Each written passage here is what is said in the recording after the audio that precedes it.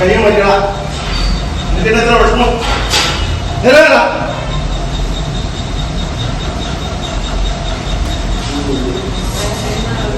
ഇതൊക്കെ തുടങ്ങുമ്പോ ഓർമ്മ.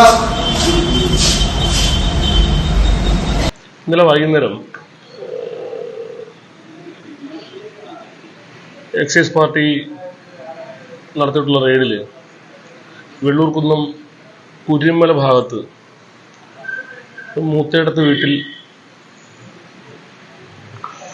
റെൽവിൻ രാജു എന്ന് പറയുന്ന ആളുടെ വീട്ടിൽ താമസിച്ചുകൊണ്ട്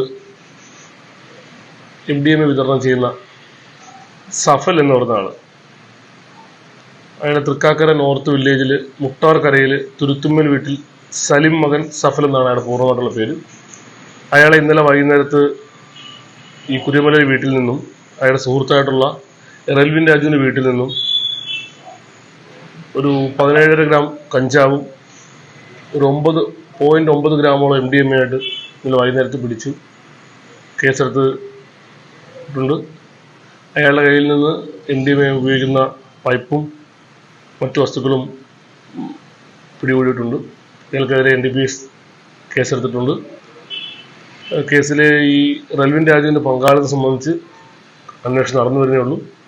നിലവിൽ ഈ സഫലിനെ പ്രതി ചേർത്ത് കേസെടുക്കുകയും തുടരന്വേഷണം നടന്നു വരുന്നതുമാണ്. സഫലിനെ ഇന്ന് കോടതിയിൽ ഹാജരാക്കി റിമാൻഡ് ചെയ്യുന്നതാണ്.